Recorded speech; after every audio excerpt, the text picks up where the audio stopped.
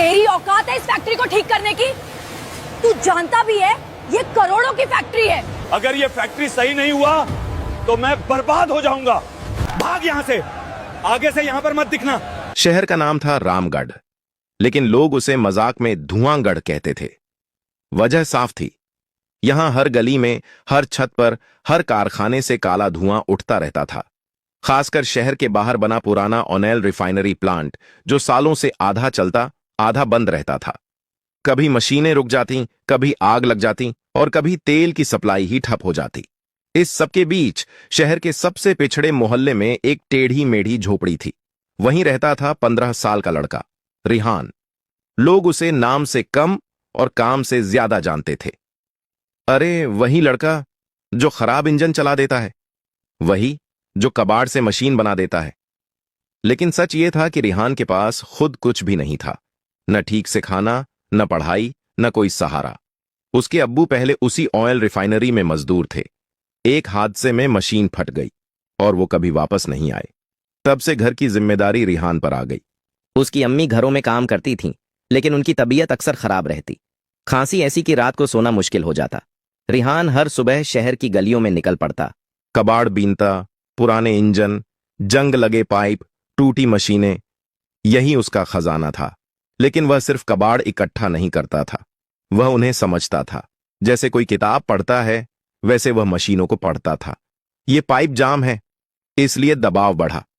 यह वॉल्व ढीला है, इसलिए तेल लीक हुआ। वह खुद से बातें करता रहता। उसके पास कोई बड़ी वर्कशॉप नहीं थी, बस एक छोटा सा कोना, एक पुराना स्पैनर, आधा टूटा हथौड़ा और उसकी सबसे बड़ी ताकत, उसका दिमाग।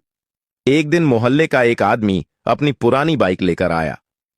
रिहान, ये 3 महीने से बंद पड़ी है, कई मैकेनिक हार मान चुके हैं। रिहान ने कुछ नहीं कहा, बस बाइक खोली, इंजन को ध्यान से देखा, एक छोटी सी पाइप को साफ किया और किक मारी। धड़ धड़ धड़ बाइक चल पड़ी। आदमी हैरान रह गया। तू है क्या चीज, लड़के? रिहान हल्का सा मुस्कुराया। मैं बस मशीनों की आवाज सुनता हूं। शाम को जब काम खत्म हो जाता, वह शहर के बाहर उसी पुराने ओनेल रिफाइनरी के पास जाकर बैठ जाता। वहां एक टूटी हुई लोहे की बेंच थी, चारों तरफ पाइपलाइन, टैंक और जंग लगी मशीनें। वह घंटों उन्हें देखता रहता।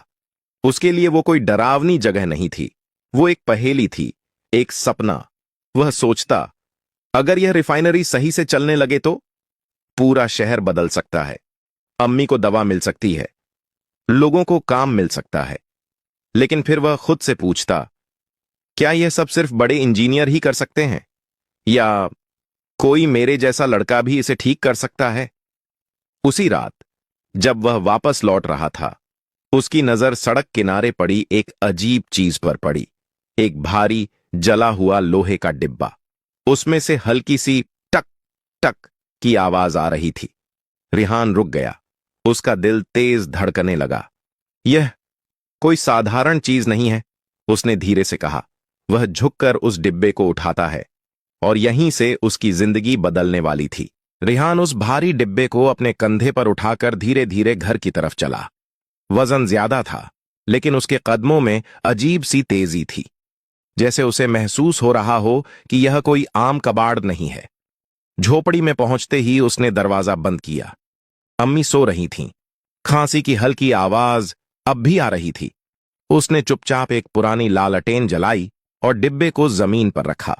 डिब्बा ऊपर से पूरी तरह जला हुआ था, किनारे काले पड़ चुके थे, जैसे किसी आग में बुरी तरह झुलस गया हो। लेकिन अंदर से अब भी टक टक की हल्की आवाज आ रही थी। रिहान की आंखें चमक उठीं। मतलब यह अभी जिंदा है, वह बुदबुदाया। उसने धीरे धीरे स्क्रू खोलने शुरू किए। ढक्कन जैसे ही खुला, अंदर का नजारा देखकर वह कुछ पल के लिए ठिठक गया। अंदर तारों का जाल था, छोटे छोटे सेंसर, गोल चिप्स और बीच में एक डिजिटल स्क्रीन। स्क्रीन आधी जली हुई थी, लेकिन उस पर कुछ शब्द चमक रहे थे। Refinery flow control module. Rihan अंग्रेजी पूरी तरह नहीं समझता था, लेकिन फ्लो और कंट्रोल जैसे शब्द उसने पहले सुने थे। उसने तुरंत अंदाजा लगाया, यह तेल के बहाव को कंट्रोल करने वाली मशीन है। उसका दिमाग तेजी से चलने लगा। अगर यह खराब है तो पूरी रिफाइनरी रुक सकती है। उसने एक एक तार को ध्यान से देखना शुरू किया। ये वाला कटा है, ये जल गया, और यह कनेक्शन ढीला है। वह खुद से बात करता जा रहा था, जैसे कोई डॉक्टर मरीज की हालत समझ रहा हो। तभी अचानक स्क्रीन झिलमिलाई। Error, pressure imbalance. रिहान की सांस रुक गई। प्रेशर गड़बड़ है, इसलिए सिस्टम बंद हुआ होगा। उसे अब यकीन हो गया था, यह डिब्बा उसी रिफाइनरी का हिस्सा है, और शायद बहुत जरूरी हिस्सा। उसी समय बाहर से शोर सुनाई दिया। सायरन, गाड़ियों की आवाज, लोगों की भाग दौड़। रिहान बाहर निकला। गली में लोग इकट्ठा थे। क्या हुआ? उसने एक आदमी से पूछा। अरे तूने नहीं सुना? आदमी बोला। रिफाइनरी फिर से बंद हो गई। इस बार मामला बड़ा है, पूरी सप्लाई रुक गई है। दूसरा आदमी बोला। सरकार वाले आए हैं, कह रहे हैं कोई जरूरी कंट्रोल मशीन गायब हो गई है। रिहान का दिल जोर से धड़कने लगा। उसने धीरे से अपने झोले को पकड़ा, जिसमें वही डिब्बा रखा था। अगर ये वही मशीन है तो? भीड़ में एक और आवाज गूंजी। सुना है, उस मशीन के बिना रिफाइनरी महीनों तक चालू नहीं होगी, करोड़ों का नुकसान होगा। रिहान के दिमाग में जैसे बिजली दौड़ गई। उसने एक बार फिर अपने झोले की तरफ देखा, फिर आसमान की तरफ, और धीरे से कहा, शायद यह मौका है। रिहान भीड़ के बीच खड़ा था, लेकिन उसका ध्यान कहीं और था। हाथ अपने झोले पर था, दिल तेजी से धड़क रहा था। क्या मुझे यह मशीन दे देनी चाहिए? उसने खुद से पूछा, या पहले खुद ठीक करने की कोशिश करूं? भीड़ में खड़े लोग तरह तरह की बातें कर रहे थे। सरकारी लोग तो पागल हो गए हैं, कह रहे हैं बिना उस मशीन के पूरा प्लांट बेकार है, नई मशीन आएगी तो महीनों लग जाएंगे। रिहान के कानों में हर शब्द गूंज रहा था। उसे अपनी अम्मी का खांसता चेहरा याद आया। खाली बर्तन, अंधेरी रातें। उसने मुट्ठी भींच ली। अगर मैं इसे ठीक कर पाया तो सब बदल सकता है। वह बिना कुछ कहे वापस झोपड़ी की ओर दौड़ पड़ा। अंदर पहुंचते ही उसने दरवाजा बंद किया और मशीन को फिर से सामने रखा। लालटेन की लौ हिल रही थी, जैसे वह भी इस पल की गवाह हो। रिहान ने गहरी सांस ली। गलती की गुंजाइश नहीं है। उसने काम शुरू किया। पहले उसने सारे जले हुए तार अलग किए, फिर कबाड़ से निकाले पुराने तारों में से सही वाले चुने। ये मोटा तार यहां काम आएगा, और यह पतला वाला सेंसर के लिए। वह बेहद ध्यान से हर कनेक्शन जोड़ रहा था। कभी रुकता, आंखें बंद करता, और जैसे मशीन की आवाज सुनने की कोशिश करता। नहीं, यह सही नहीं लग रहा। वह फिर से खोल देता। समय बीतता जा रहा था। रात गहरी हो गई। अम्मी की खांसी फिर से गूंज उठी। बेटा, अभी तक जाग रहा है? अंदर से कमजोर आवाज आई। हाँ अम्मी, बस थोड़ा काम बाकी है, रिहान ने जवाब दिया बिना नजर उठाए। क्या कर रहा है इतना जरूरी? रिहान कुछ पल रुका, फिर धीरे से बोला, अगर ये ठीक हो गया ना, तो शायद हमारा शहर बदल जाएगा। अम्मी चुप हो गईं। कुछ देर बाद बोली, खुद को मत खो देना बेटा, मशीन से बड़ा इंसान होता है। रिहान हल्का सा मुस्कुराया। और इंसान का काम है चीजों को ठीक करना। रात के 2 बज चुके थे। उसकी आंखें लाल हो चुकी थीं, हाथ कांप रहे थे, लेकिन वह रुका नहीं। अचानक उसकी नजर एक छोटे से चिप पर पड़ी। वह पूरी तरह जली हुई थी। रिहान का दिल बैठ गया। यह तो सबसे जरूरी हिस्सा लगता है। कुछ पल के लिए वह बिल्कुल चुप हो गया। अब क्या? फिर उसकी नजर अपने कबाड़ के ढेर पर गई। वह तेजी से उठा, चीजें उलट पुलट करने लगा, और तभी मिल गया। उसके हाथ में एक पुराना छोटा सा कंट्रोल चिप था, जो उसने महीनों पहले किसी टूटी मशीन से निकाला था। उसने बिना समय गंवाए उसे फिट करना शुरू किया। शायद ये काम कर जाए। उसने आखिरी तार जोड़ा, सांस रोके, स्क्रीन की तरफ देखा। कुछ सेकंड कुछ भी नहीं हुआ। फिर अचानक स्क्रीन हल्की सी चमकी। रिहान की धड़कन थम गई। चल जा, उसने फुसफुसाया, और उसी पल स्क्रीन पर हल्की हरी रोशनी उभरी। स्क्रीन पर हरी रोशनी जलते ही रिहान की आंखों में चमक आ गई। उसने धीरे से कहा, चल गया, सच में चल गया। लेकिन खुशी ज्यादा देर नहीं टिकी। अगले ही पल स्क्रीन पर एक नया मैसेज उभरा, वार्निंग, फ्लो अनस्टेबल। रिहान का चेहरा गंभीर हो गया। मतलब अभी सब ठीक नहीं है। उसने तुरंत मशीन फिर से खोली, हर कनेक्शन दोबारा चेक किया। सब सही था। फिर वह कुछ पल चुप बैठा, आंखें बंद कीं, जैसे मशीन की आवाज सुन रहा हो। समस्या अंदर नहीं, बाहर है, उसने धीरे से कहा। उसे समझ आ गया, यह मॉड्यूल अकेले ठीक नहीं होगा, इसे असली सिस्टम यानी रिफाइनरी से जोड़ना पड़ेगा। वह तुरंत उठा, मशीन को कपड़े में लपेटा और बाहर निकल पड़ा। सुबह हो चुकी थी। शहर में अफरा तफरी थी। बड़ी बड़ी गाड़ियां, हेलमेट पहने इंजीनियर, पुलिस सब भाग रहे थे। रिफाइनरी के गेट के पास भीड़ लगी थी। एक अधिकारी जोर से बोल रहा था, जिस किसी को भी कंट्रोल मॉड्यूल मिला हो तुरंत जमा कराएं। रिहान आगे बढ़ा। सर, एक सिपाही ने रोक दिया। हट, यहां खेल नहीं चल रहा। लेकिन रिहान नहीं रुका। उसने मशीन बाहर निकाली। क्या यह वही है? अधिकारी ने झपट कर देखा। यही है। फिर तुरंत चेहरा बदल गया। लेकिन यह तो जली हुई है, अब बेकार है। रिहान ने हिम्मत करके कहा, सर, मैंने इसे ठीक किया है। भीड़ में हल्की हंसी गूंजी। तू इसे ठीक किया? रिहान शांत रहा। सर, पूरी तरह नहीं, लेकिन यह चालू हो सकता है। असली टेस्ट रिफाइनरी में होगा। कुछ पल के लिए सन्नाटा छा गया। तभी एक बुजुर्ग इंजीनियर आगे आए। सर, कोशिश करने में क्या जाता है? वैसे भी हमारे पास दूसरा रास्ता नहीं है। अधिकारी ने गहरी सांस ली। ठीक है, लेकिन अगर कुछ गड़बड़ हुई तो? रिहान ने बात काटी। तो जिम्मेदारी मेरी। सब चुप हो गए। कुछ ही देर में रिहान को एक गाड़ी में बैठाया गया।